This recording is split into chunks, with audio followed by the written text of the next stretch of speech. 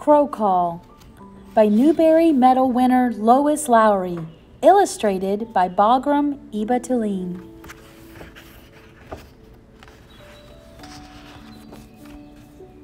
It's morning, early, barely light, cold for November. At home in the bed next to mine, Jessica, my older sister, still sleeps, but my bed is empty. I sit shyly in the front seat of the car next to the stranger who is my father, my legs pulled up under the too large wool shirt I am wearing. I practice his name to myself, whispering it under my breath, Daddy, Daddy. Saying it feels new. The war has lasted so long. He has been gone so long. Finally, I look over at him timidly and speak aloud. Daddy, I say, I've never gone hunting before. What if I don't know what to do? Well, Liz, he says, I've been thinking about that, and I've decided to put you in charge of the crow call. Have you ever operated a crow call? I shake my head. No, it's an art, he says. No doubt about that, but I'm pretty sure you can handle it. Some people will blow and blow on a crow call, and not a single crow will even wake up or bother to listen, much less answer. But I really think you can do it. Of course, he adds, chuckling, having that shirt will help. My father had bought the shirt for me. In town to buy groceries, he had noticed my hesitating in front of Cronenberg's window. The plaid hunting shirts had been in the store window for a month. The popular red and black and green and black one toward the front, clothing mannequins holding duck decoys. But my shirt, the rainbow plaid, hung separately on a wooden hanger toward the back of the display. I had lingered in front of Cronenberg's window every chance I had since the hunting shirts had appeared. My sister had rolled her eyes in disdain. Daddy, she pointed out to him as we entered Cronenberg's, that's a man's shirt. The salesman had smiled and said dubiously, I don't quite think. You know, Lizzie, my father had said to me as the salesman wrapped the shirt, buying this shirt is probably a very practical thing to do. You will never ever outgrow this shirt. Now, as we go into a diner for breakfast, the shirt unfolds itself downward until the bottom of it reaches my knees. From the bulky thickness of rolled back cuffs, my hands are exposed. I feel totally surrounded by shirt. My father orders coffee for himself. The waitress asks, What about your boy? What does he want? My father winks at me, and I hope that my pigtails will stay hidden inside the plaid wool collar. Holding my head very still, I look at the menu. At home, my usual breakfast is cereal with honey and milk. My mother keeps honey in a covered silver pitcher. There's no honey on the diner's menu. What's your favorite thing to eat in the whole world? Asked my father. I smile at him. Cherry pie, I admit. If he hadn't been away for so long, he would have known. My mother had even put birthday candles on a cherry pie on my last birthday. It was a family joke in a family that hadn't included Daddy. My father hands back both menus to the waitress. 3 pieces of cherry pie, he tells her. 3? She looks at him sleepily, not writing the order down. You mean 2? No, he said. I mean 3. 1 for me with black coffee and 2 For my hunting companion with a large glass of milk. She shrugs. We eat quickly, watching the sun rise across the Pennsylvania farmlands. Back in the car, I flip my pigtails out from under my shirt collar and giggle.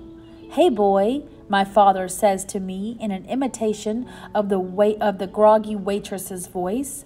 "Are you sure you can eat all that cherry pie, boy?" "Just you watch me, lady," I answer in a deep voice, pulling my face into stern, serious lines. We laugh again, driving out into the gray-green hills of the early morning. It's not too far to the place he has chosen, not long until he pulls the car to the side of the empty road and stops.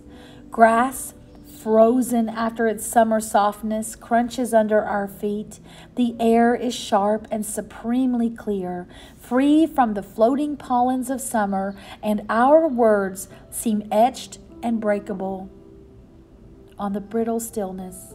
I feel the smooth wood of the crow call in my pocket, moving my fingers against it for warmth, memorizing its ridges and shape. I stamp my feet hard against the ground now and then as my father does. I want to scamper ahead of him like a puppy, kicking the dead leaves and reaching the unknown places first.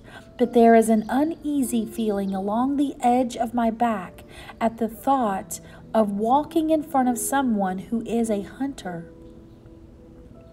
The word makes me uneasy. Carefully, I stay by his side. It's quieter than summer. There are no animal sounds, no bird waking noises. Even the occasional leaf that falls within our vision does so in silence, spiraling slowly down to blend in with the others. But most leaves are already gone from the trees. Those that remain there catch by accident, waiting for the wind that will free them. Our breath is steam. "Daddy," I ask shyly, "were you scared in the war?" He looks ahead up the hill, and after a moment he says, "Yes, I was scared." "Of what?" "Lots of things. Of being alone, of being hurt, of hurting someone else." "Are you still?" He glances down. "I don't think so. Those kinds of scares go away." "I'm scared sometimes," I confide. He nods, unsurprised. "I know," he says. "Are you scared now?" I start to say no, then I remember the word that scares me, hunter. I answer, "Maybe a little." I look at his gun, his polished, waxed prize, and then at him. He nods, not saying anything, and we walk on. "Daddy?" "Mm-hmm." He is watching the sky, the trees. "I wish the crows didn't eat the crops."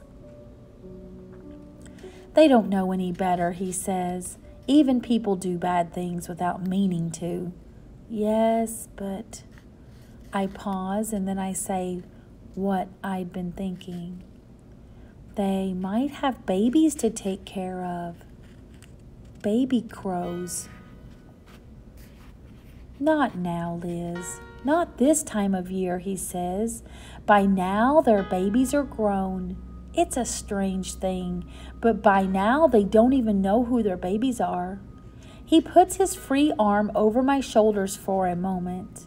"And their babies grow up and eat the crops too," I say and sigh, knowing it to be true and unchangeable. "It's too bad," he says. We begin to climb the hill. "Can you call anything else, Daddy, or just crows?" "Sure," he says. "Listen. Mrrr. That's a cow call." "I guess the cows didn't hear it," I tease. "Well, of course, sometimes they choose not to answer. I can do tigers too." "Ha, so can I, and bears. Better watch out now. Bears might come out of the woods on this one." "Grrr." You think you're so smart doing bears. Listen to this giraffe call. He stands with his neck stretched out, soundless. I try not to laugh, wanting to do rabbits next, but I can't keep from it. He looks so funny, with his neck pulled away from his shirt collar and a condescending, poised giraffe look on his face. I giggle at him, and we keep walking to the top of the hill. From where we stand, we can see almost back to town. We can look down on our car and follow the ribbon of road through the farmlands until it is lost in the trees. Dark roofs of houses lie scattered, separated by pastures. "Okay, Lizzie," says my father, "this is a good place. You can do the crow call now." I see no crows. For a moment, the fear of disappointing him struggles with my desire to blow into the smooth, polished tip of the crow call. But I see that he's waiting. And I take it from my pocket, hold it against my lips, and blow softly. From a grove of trees on another hill comes an answer. Caw! From a waking bird. Just one, and then silence. Tentatively, I call again, more loudly. The branches of a nearby tree rustle, and crows answer, fluttering and calling crossly. They fly briefly into the air and then settle on a branch, 3 of them. "Look, Daddy," I whisper. "Do you see them? They think I'm a crow." He nods, watching them. I move away from him and stand on a rock at the top of the hill and blow loudly several times. Crows rise from all the trees. They scream with harsh voices, and I respond, blowing again and again as they fly from the hillside in circles, dipping and soaring, landing speculatively, lurching from the limbs in an afterthought, and then settling again with resolute and disgruntled shrieks. "Listen, Daddy, do you hear them? They think I'm their friend, maybe their baby, all grown up." I run about the top of the hill and then down through the frozen grass, blowing the crow call over and over. The crows call back at me, and from all the trees they rise, from all the hills. They circle and circle, and the morning is filled with the patterns of calling crows as I look back, still running. I can see my father sitting on a rock, and I can see he is smiling.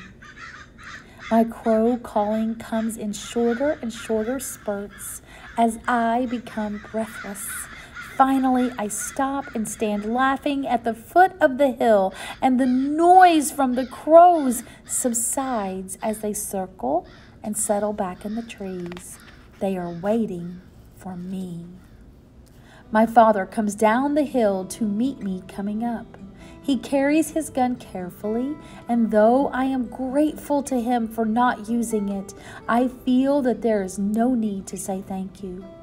Daddy knows this already. The crows will always be there, and they will always eat the crops, and some other morning on some other hill, a hunter, maybe not my daddy, will take aim. I blow the crow call once more to say good morning and goodbye and everything that goes in between. Then I put it into the pocket of my shirt and reach over out of my enormous cuff and take my father's hand. Lois Lowry as a child, wearing the plaid shirt featured in this book. Of crow call, she says, "The details of this story are true. They happened in 1945 to me and my father. But parents and children groping toward understanding each other, that happens to everyone.